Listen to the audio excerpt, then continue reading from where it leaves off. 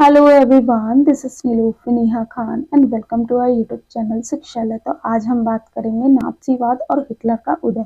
ये हमारा chapter third है कंटेंट लिस्ट के अकॉर्डिंग। और हमने कोशिश की है कि आपको जो हमारी 1500 क्वेश्चंस की सीरीज हमने स्टार्ट की है, जिसमें कि हम कोशिश कर रहे हैं कि जितने भी नोट्स मैंने आपको प्रोवाइड किए हैं उनमें से मैक्सिमम नंबर ऑफ क्वेश्चन जो बन सकते हैं हर टॉपिक वाइज वो आपको प्रोवाइड कर दिए जाएं, ताकि एटलीस्ट जो टॉपिक मैंने आपको प्रोवाइड किए हैं उनसे रिलेटेड कोई भी क्वेश्चन आपका ना छूटे। और मेरी कोशिश यही है कि आपके एग्जाम तक आपको बहुत सारे क्वेश्चन आंसर्स मिल जाएं, ताकि आपको एक पता चल जाए कि क्वेश्चंस किस तरीके से आपके बनाए जाते हैं या फिर किस भी तरीके से आप चीज़ों के डील कर सकें। देखिए, ये जो चैप्टर है, इस चैप्टर को शुरू करने से पहले इस चैप्टर का एक ओवरव्यू दे देती हूँ।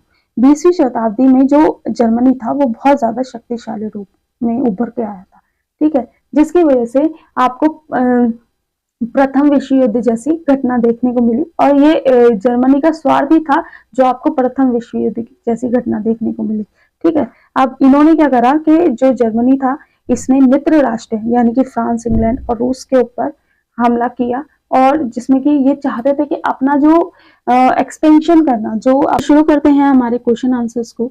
सबसे पहला क्वेश्चन है, किस घटना ने हिटलर को जर्मनी में मौलिक अधिकारों को निलंबित करने और एक तानाशाह के रूप में अपनी शक्ति को मजबूत करने की अनुमति दी थी? ठीक है, तो सबसे पहले आप दो तीन चीजों को हाईलाइट करिएगा कि जब क्वेश्चन को समझने की भी एक ट्रिक होती है। मौलिक अधिकारों को निलंबित करने और तानाशाह के रूप में अपनी शक्तियों को मजबूत करने की अनुमति दी थी। ये ऐसा क्वेश्चन है जो कि आपसे अगर इस चैप्टर से क्वेश्चन आ रहा है तो इस तरीके का क्वेश्चन आपको देखने को मिल ही सकता है। तो दो तीन चीजें याद रखिएगा, मौलिक अधिकारों को निलंबित करने और अपनी शक्तियों को मजबूत करने। तो पहला ऑप्शन है आपका ए, मुनिच समझौता, बी, 1933 की इनेबलिंग एक्ट, सी, वर्साई की संधि, और डी है आपका द ग्रेट डिप्रेशन। देखिए, महामंगल में समझौता, इसे हिंदी में ये ट्रांसलेट हुआ है, लेकिन आप द ग्रेट डिप्रेशन से ही याद रखिएगा, ठीक है। तो इन चारों में से अगर आपने सही से चीजें पढ़ी हैं तो आपको पता होगा कि इसका जो आंसर है वो आंसर है B, enabling act. Enabling act के बाद ही जो हिटलर था उसने जो मौलिक अधिकारों को पहले तो निलंबित किया, दूसरा जो अपनी शक्तियों को और मजबूत किया था, ठीक है। तो इस तरीके का भी क्वेश्चन आपको देखने को मिलता है, तो आप इस तरीके से इससे डील कर सकते हैं। दूसरा क्वेश्चन है आपका, 20वीं सदी के प्रारंभ में हिटलर की सत्ता में आने के लिए किस घटना को धीरे धीरे मार्ग बनाया गया? तो अगर हम बात करें तो 20वीं शताब्दी में जो एक मार्ग जो बनाया गया था वो कौन सी घटना थी? अगर आपने ओवरव्यू में मैंने आपको चीजें बताई थी, अगर आपने वही सही से सुना होगा तो आपको इसका आंसर तो आता ही होगा। पहला ऑप्शन है प्रथम विश्व युद्ध, ठीक है। दूसरा है आपका रूसी क्रांति, फ्रांसीसी क्रांति, तीसरा, और चौथा आपका है औद्योगिक क्रांति। अगर आपने सही से चीजें सुनी भी है ना तो आपको पता है ये जो आपका है ए, फर्स्ट वर्ल्ड वॉर, ठीक है। इसके बाद अगर हम बात करें क्वेश्चन नंबर नेक्स्ट है हमारा, 1914 में पहले विश्व युद्ध में शामिल होने पर जर्मनी का मुख्य लक्ष्य क्या था? ठीक है, तो आपका क्या जर्मनी का मुख्य लक्ष्य मतलब ओवरऑल बहुत सी चीजें उन्हें उसने फिक्स की हुई थी, लेकिन अगर आप नोट्स में अगर आपने सही से पढ़ा है तो मुख्य लक्ष्य क्या था? तो पहला ऑप्शन है रूस को नियंत्रित करना, फ्रांस को नियंत्रित करना, संयुक्त राज्य को नियंत्रित करना और शांति को प्रोत्साहित करना। देखिए, अगर आप थोड़ा सा स्मार्टली वर्क करेंगे तो दो ऑप्शन पहले ही आप एलिमिनेट कर सकते हो, जैसे कि शांति को प्रोत्साहित करना, ये तो पहले ही नहीं होगा। संयुक्त राज्यों को निलंबित करना, ये भी आपका ऑप्शन नहीं होगा। तो आपके ए और बी में से आपका ऑप्शन होगा, ठीक है। क्वेश्चन को इस तरीके से भी देखेंगे तो आपको चीजें समझ आएंगी।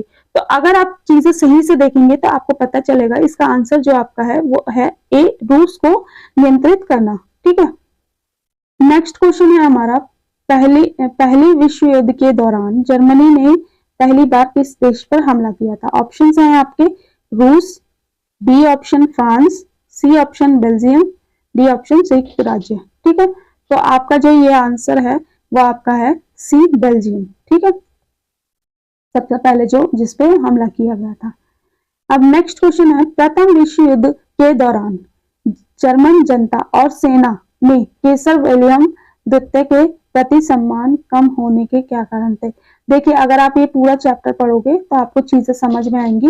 एक तो केसर विलियम जो थे, जब जर्मनी पर पराजय होने के बाद, जब जर्मनी पे ये जो संधियां थोपी गई, वर्साई की संधि हुई, या फिर कह लीजिए जो अपराध बोध अनुच्छेद था, ये जो थोपा गया, तो इस जो केसर विलियम थे, इन्होंने क्या करा, इन्होंने इस्तीफा देके अपना हट गए थे, जिसकी वजह से जनता काफी ज्यादा इनसे मतलब काफी ज्यादा दुख पहुंचा था जनता को इस चीज का। ठीक है, तो इसका अगर आपने चीजें ऑप्शंस बता रही हूँ, ऑप्शन है इसका जो सम्मान था वो क्यों कम था जनता की नजरों में। पहला ऑप्शन है उनकी कमजोर नेतृत्व, ठीक है, उनका संघर्षी देशों के साथ सहमति, उनकी आक्रामक नीतियां और उनकी कटुनीति कौशल। तो ये आपका जो आंसर होगा वो होगा ए, उनका कमजोर नेतृत्व ही था जो लोग उनका सम्मान नहीं कर पा रहे थे, और यही एक कारण था जो कि वो मतलब बीचों बीच सब कुछ छोड़ के चले गए थे। ठीक है, जब जनता को उनकी जरूरत थी। 1918 में जर्मनी में एक नेशनल कांग्रेस बुलाया, किसने बुलाया, जिससे कमजोर गठबंधन सरकार का गठन हुआ। तो ये आपको, अगर आपने सही से चीजें पढ़ी हैं तो आपको पता चलेगा। पहला है कम्युनिस्ट पार्टी, दूसरा है नाजी पार्टी, तीसरा है सोशल डेमोक्रेटिक पार्टी, और चौथा है इंडिपेंडेंट सोशल डेमोक्रेटिक पार्टी। तो यहाँ पर अगर आप चीजें देखोगे तो जो आपका जो कांग्रेस को जो बुलाया गया था वो किसने बुलाया था, option number C, the social democrat party. ठीक है, इसके बाद अगर हम बात करें 1990 में पेरिस शांति सम्मेलन का मुख्य परिणाम क्या था। ठीक है, तो आपने सारी चीजें पढ़ी होंगी, तो सबसे पहले ये चीज, और जर्मनी वाला चैप्टर अगर आप पढ़ते हो ना तो आपको दो तीन चीजें तो अपने आप ही समझ में आ जाएंगी, जैसे कि वर्साई की संधि, पेरिस संधि, लंदन संधि या बर्लिन संधि। तो जब 1919 की बात हो रही है और पेरिस शांति सम्मेलन की बात हो रही है, तो सबसे पहले यहाँ पर जो नाम आएगा वो वर्साई की संधि का आएगा। ठीक है, तो ऑप्शन नंबर ए, वर्साई की संधि। होप सो आप लोगों के आंसर्स क्लियर हो रहे होंगे। ठीक है, इसके बाद अगर हम बात करें वर्साई संधि के अनुसार जर्मनी के विभिन्न देशों को कितना प्रतिशत क्षेत्र दिया गया था।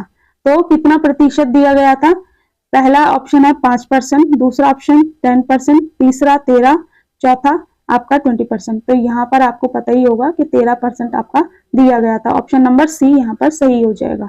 वर्साई संधि के हिस्से के रूप में नहीं लिया गया था, किस क्षेत्र को कहा जा सकता है। मतलब कि वर्साई की संधि में किस क्षेत्र को नहीं लिया गया था। तो यहाँ पर ऑप्शंस बता रही हूँ, अल्सेस, लॉरेन, राइलैंड और बवेरिया। ठीक है, तो आपका यहाँ पर आंसर हो जाएगा डी, बवेरिया। वर्साई संधि के अंतर्गत जर्मनी पर लगाए गए मुआवजों का उद्देश्य क्या था। ठीक है, या फिर कह लीजिए जो उन लोगों पे जो थोपी गई थी चीजें, उसका क्या उद्देश्य था। पहला ऑप्शन जर्मनी का पुनर्निर्माण करना, दूसरा ऑप्शन जर्मनी की सेना को मजबूत करना, तीसरा ऑप्शन जर्मनी को आर्थिक रूप से कमजोर करना, और चौथा ऑप्शन है एक व्यापार समझौते स्थापित करना। तो यहाँ पर अगर आप चीजें सही से देखेंगे तो आपको ऑप्शन नंबर सी आंसर पहले ही दिख जाएगा। देखिए, ये वर्साई की संधि लगाने का मतलब ही क्या था, मतलब ये था कि जो जर्मनी था जो इतना शक्तिशाली हो रहा था, इसकी शक्तियों को कम करने का ही तो एक मोटिव लेके इन लोगों ने इतना ज्यादा क्रूर संधि उन पे पॉलिसीज लगाई थी। ठीक है, तो आपका ऑप्शन नंबर सी, जर्मनी को आर्थिक रूप से कमजोर करना, ताकि वो दोबारा से इस तरीके से चीजें ना कर जाए पाए जैसे कि प्रथम विश्व युद्ध। लेकिन आपको पता ही है कि ये कारण उन्होंने तो ये सोचा कि जर्मनी की चीजों को जर्मनी की शक्तियों को कमजोर करना, लेकिन यही एक कारण बना जिसमें कि हिटलर जैसे एक तानाशाह का उदय हुआ। और हिटलर के उदय के होने के बाद आपको कितनी चीजें मतलब प्रथम विश्व युद्ध तो हुआ ही था, आपको सेकेंड वर्ल्ड वॉर भी देखने को मिला। ठीक है, किस क्षेत्र को जर्मनी द्वारा मुआवजे के ना चुकाने के कारण फ्रांस और बेल्जियम द्वारा आक्रमित किया गया था। देखिए अगर हम बात करें ना तो आपको पता होगा कि जब बात करता है ना कि जो आपका फ्रांस और बेल्जियम ने किस जगह पे आक्रमण कर दिया था, ठीक है, या फिर उसे अपने अंडर लेने की कोशिश करी थी। तो ऑप्शन है आपके बवेरिया, ठीक है, राइलैंड, बर्लिन और सैक्सनी, ठीक है। तो आपका ऑप्शन यहाँ पर सही से, अगर आपने चीजें पढ़ी हैं तो राइलैंड आपका यहाँ पर आंसर आ जाएगा, जो कि किसने कब्जा किया था, ये आपका फ्रांस और बेल्जियम ने। अगर फ्रांस और बेल्जियम के कब्जे वाली कोई चीज आती है, देखिए मैं कुछ कुछ चीजें आपको बता रही हूँ, तो आपको 99% चांस है कि वहां पर राइलैंड की बात की जा रही है, ठीक है। अगर कभी कुछ समझ नहीं आता तो थोड़ा इस तरीके से भी चीजें सोच के आंसर टिक कर देना चाहिए। वर्साई संधि के जरिए जर्मनी की सैन्य क्षमता पर क्या प्रभाव पड़ा? उसकी सेना को मजबूत किया गया, उसकी सेना को उन्होंने समाप्त किया, उसकी सेना की क्षमता को कम करना, ठीक है, और उसकी सेना को बढ़ाया। तो आपको पता ही है कि सबसे ज्यादा इंपॉर्टेंट जो लोगों के लिए था वो जो उसकी शक्तियां थी उन्हें कम करना। तो शक्तियां कम कैसे होंगी? जब आप उसकी सेना को कमजोर कर दोगे तो अपने आप ही उस देश की जो शक्तियां हैं वो कम हो जाएंगी। तो यहाँ पर आपका ऑप्शन नंबर सी, उसकी सेना की क्षमताओं को कम करना, ठीक है। क्वेश्चन नंबर नेक्स्ट है आपका, सोवियत संघ से प्रभावित होकर और सोवियत शैली के शासन की इच्छा से शुरू में कौन सा समूह वाइमर गणराज्य के खिलाफ खड़ा हुआ था? ठीक है, तो वाइमर गणराज्य के खिलाफ कौन सा समूह खड़ा हुआ था? तो ऑप्शन नंबर 1 है नाजी पार्टी, स्पार्टामिस्ट संघ, कम्युनिस्ट पार्टी और सोशल डेमोक्रेटिक पार्टी। तो यहाँ पर अगर आपने चीजें सही से पढ़ी हैं तो यह आपका है बी, स्पार्टासिस्ट संघ, ठीक है। नेक्स्ट है, हिटलर कब जर्मनी का चांसलर बना? तो हिटलर कब बना था? तो आपको जब मैंने आपको स्टार्टिंग में ही बताया था कि जब उसने अपने जो अधिकारों को बढ़ाने के लिए जो निलंबन स्टार्ट किया था, तो 1933 की बात की जा रही है, ठीक है। तो ये कब बना था? 1933 में बना था। इसके बाद अगर हम बात करें, कौन सी घटना हिटलर को जर्मनी में फ्री स्पीच, सभी को संगठित करने होने के अधिकार और मुक्त प्रेस को निलंबित करने का अधिकार देने की अनुमति देती है? तो ये क्वेश्चन उस तरीके से दोबारा से रिपीट हुआ है, लेकिन अगर आप सही से पढ़ोगे तो आपको थोड़ा सा ट्रिकी क्वेश्चन करने की कोशिश की है मैंने, तो आपका यहाँ पर क्वेश्चन ये आंसर आ ही जाएगा, इनेबलिंग एक्ट, ठीक है। तो नेक्स्ट क्वेश्चन है हमारा, हिटलर ने यह सिस्टमिक रूप से यहूदियों को कैसे खोजने और कंसंट्रेशन कैंप्स में भेजने के लिए उपयोग किया था? तो आपको पता ही होगा कि जो हिटलर था उसने कई कैंप्स बनाए या फिर कह लीजिए गैस चैम्बर बनाए, जिसमें कि लोगों को सामूहिक रूप से हत्या की जाती थी। तो उनका नाम क्या था? गेस्टापो, बी सा यूनिट और एसएस या फिर वेट मार्क, ठीक है। तो आपको पता ही होगा यहाँ पर गेस्टापो की बात की जा रही है, ठीक है। क्वेश्चन नंबर नेक्स्ट है, हिटलर के द्वारा मेन किए गए मानव संसाधन के रूप में आर्य सुप्रीमेसी को कैसे वर्णित किया गया? जैसे कि मानव सभी अन्य संस्कृतियों के साथ असमर्थ है, यानी कि what was Hitler view of Aryan supremacy as mention in नील कॉन्फ्लिक्ट? तो आप जब बात करते हैं ना कि जो आर्यन की सुप्रीमेसी को की बात करें तो हिटलर किस तरीके से लिया करता था? तो आर्य संस्कृति नीचा है, या फिर बी ऑप्शन, आर्य संस्कृति ही एकमात्र संस्कृति है, आर्य संस्कृति को संक्षिप्त रखना चाहिए, या फिर आर्य संस्कृति को समाप्त करना चाहिए? तो ऑब्वियसली बात है, जब आपने ये चैप्टर पढ़ा है तो आपको पता चला होगा कि ऑप्शन नंबर बी आपका सही है। Aryan culture was the only culture, मतलब यही मानता था हिटलर, जिसकी वजह से उसने यहूदियों को या फिर कई लोगों को मौत की घाट उतार दिया। हिटलर अपनी विचारधारा में किस मुख्य नस्लीय समूह को निम्न मानता था? तो किनको सबसे ज्यादा निम्न मानता था? तो ये तो आपको पता ही होगा, ऑप्शन नंबर ए आर्य, ऑप्शन नंबर बी यहूदी, ऑप्शन नंबर सी स्वालिक। और डी है अफ्रीकी। तो आपको पता ही है सबसे ऊंचा जो माना जाता था वो आपका आर्यंस को माना जाता था, और सबसे नीचे की अगर बात करें तो यहूदियों को माना जाता था, जिन्हें हम ज्यूश कहते हैं। ठीक है, हिटलर ने यहूदियों को मारने के साथ क्या जोड़ा?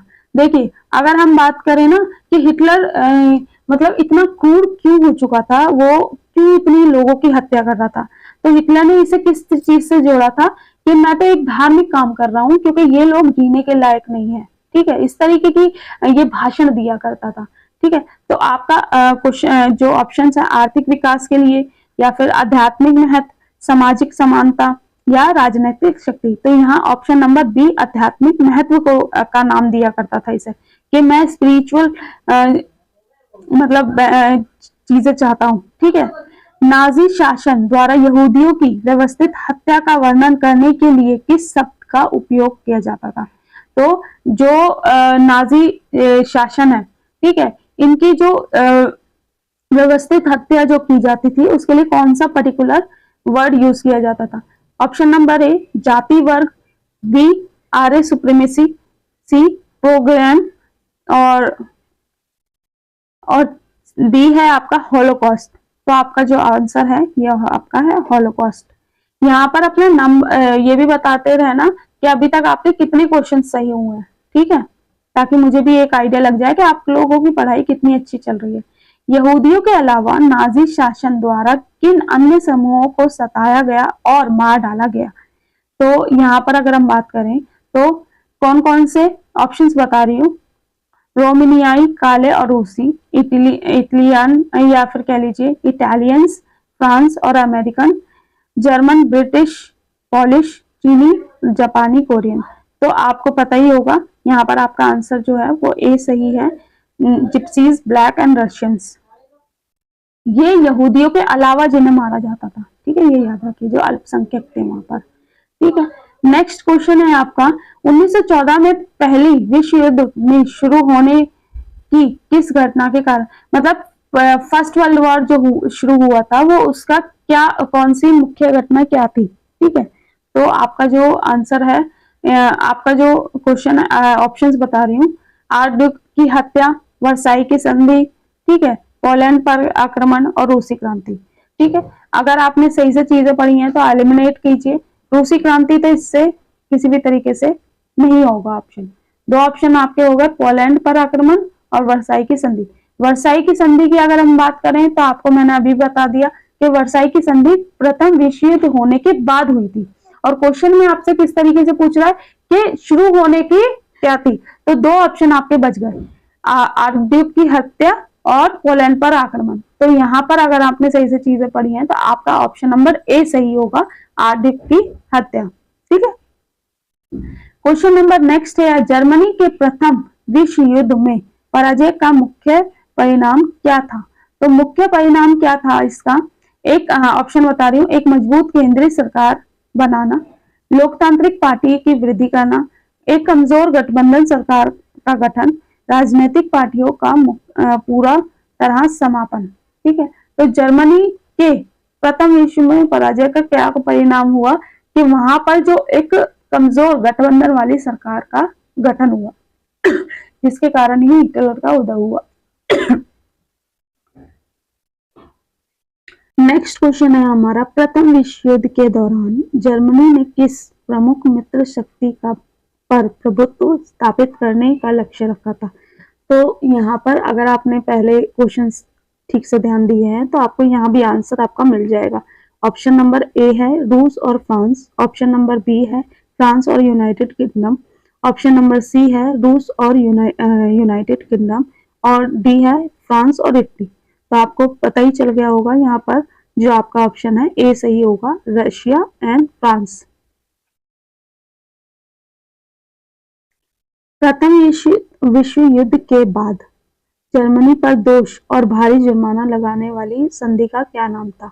देखिए, मैंने ना जितने भी क्वेश्चन बन सकते थे ना वो सारे क्वेश्चन मैंने इसमें बना दिए ऑलमोस्ट। वो शायद ही कोई ऐसा पॉइंट रहा हो जिसमें कि क्वेश्चन आपका डायरेक्टली एंड इनडायरेक्टली ना पूछा गया। ठीक है, तो भारी जुर्माना लगाने वाली संधि कौन सी थी? तो ये आपकी ऑप्शन नंबर 1 पेरिस संधि, बर्लिन संधि, वर्साई संधि या लंदन संधि? तो होप सो आप लोगों को इसका आंसर पहले ही पता होगा, ट्रीटी ऑफ वर्साई। ठीक है, वर्साई संधि के कारण जर्मनी को क्षतिपूर्ति के लिए के रूप में कितनी धनराशि देनी पड़ी? तो अगर हम बात करें धनराशि की, तो आपका ऑप्शन है 13 बिलियन, बी ऑप्शन है 20 बिलियन, सी ऑप्शन है 33 बिलियन और डी ऑप्शन है आपका 50 बिलियन। तो यहाँ पर आपका जो है 33 बिलियन धनराशि इन्हें देनी पड़ी थी। ठीक है, वर्साई संधि के बाद जर्मनी की सैन्य क्षमता पर क्या प्रभाव पड़ा?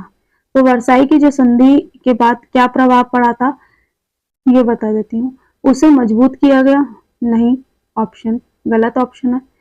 बी ऑप्शन है उसकी सैन्य को समाप्त किया गया, इसे ऑप्शन में रख सकते हैं आप।